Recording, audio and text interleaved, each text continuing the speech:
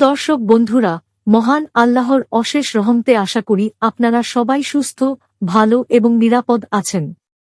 আপনাদের সবাইকে আন্তরিক ভালোবাসা ও শুভেচ্ছা জানিয়ে স্বাগতম জানাচ্ছি আপনাদের প্রিয় চ্যানেল বিডি জেনারেল নলেজের আরও একটি নতুন, তথ্যবহুল এবং অত্যন্ত গুরুত্বপূর্ণ ভিডিওতে।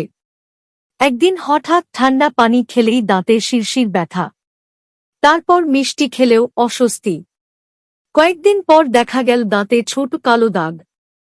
অনেকে এটাকেই বলে দাঁতের পোকা, কিন্তু আসলে কি সত্যিই দাঁতে পোকা হয়, নাকি এটা এমন এক রোগ যা ধীরে ধীরে পুরো দাঁতটাই নষ্ট করে দিতে পারে? এই ভিডিওতে আপনি জানবেন দাঁতে গর্ত আসলে কি, দাঁতের পোকা ধারণা কি সত্যি, এবং কিভাবে একদম স্থায়ীভাবে এই সমস্যা থেকে বাঁচবেন। অনেকেই ব্যথা না হওয়া পর্যন্ত বুঝতেই পারেন না যে দাঁতের ভেতরে ক্ষয় শুরু হয়ে গেছে, আর দেরি করলে ছোট গর্ত থেকেই হতে পারে ভয়ঙ্কর ইনফেকশন, মুখ ফুলে যাওয়া, এমনকি দাঁত তুলেও ফেলতে হতে পারে। দাঁতের গর্তকে মেডিকেল ভাষায় বলা হয় টুথ ডিকে বা ডেন্টাল ক্যারিজ।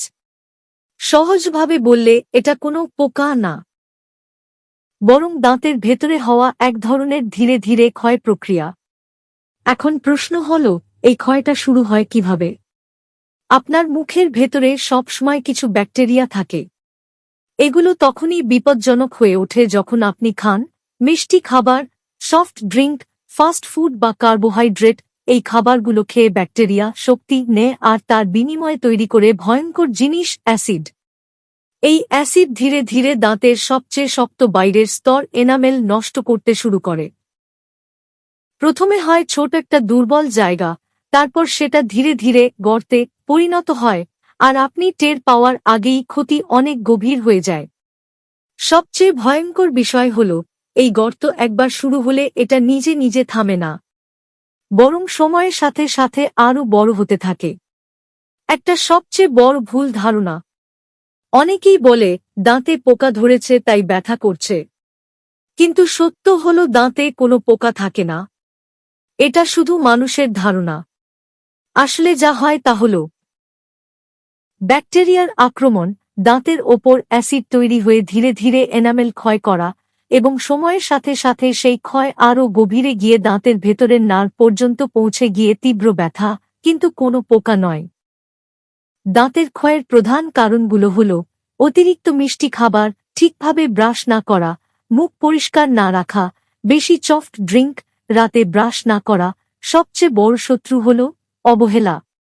এখন আসল সত্যটা জানুন, দাঁতে গর্ত মানেই দাঁত হারানো নয়।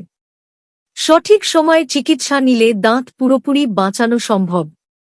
কিন্তু সমস্যা হল দাঁতের গর্ত কতটা গভীর, তার উপরই পুরো চিকিৎসা নির্ভর করে। যদি একদম শুরুতেই ধরা পড়ে তাহলে শুধু ফ্লুরাইড ট্রিটমেন্ট দিয়েই দাঁতের ক্ষয় থামানো যায় এবং দাঁত আবার শক্ত হয়ে উঠতে পারে। যদি গর্ত একটু বড় হয়ে যায় তাহলে করা হয় ফিলিং।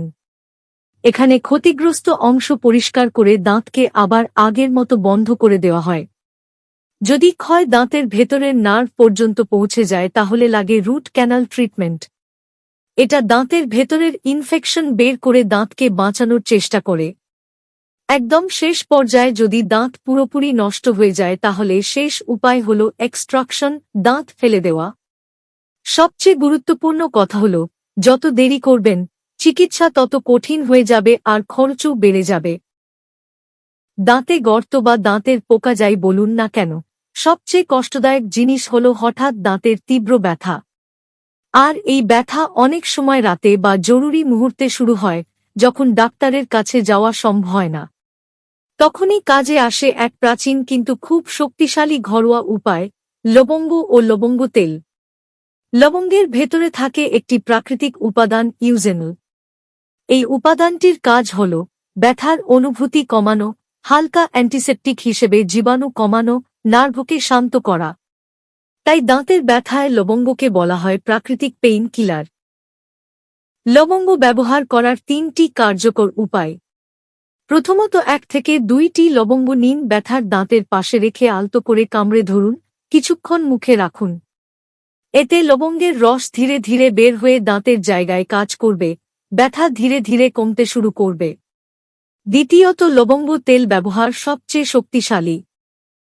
একটি তুলায় 1 থেকে 2 ফোঁটা লবঙ্গ তেল নিন, ব্যথার দাঁতের জায়গায় আলতো করে লাগান। 5 থেকে 10 মিনিটের মধ্যে অনেক সময় ব্যথা কমে যেতে পারে, কারণ তেল সরাসরি নার্ভের উপর কাজ করে। তৃতীয়ত, হালকা গরম পানি প্লাস লবঙ্গ। এটি অতিরিক্ত উপায়। হালকা গরম পানিতে সামান্য লবঙ্গ তেল মিশিয়ে কুলি করতে পারেন, এতে মুখের ব্যাকটেরিয়া কমে।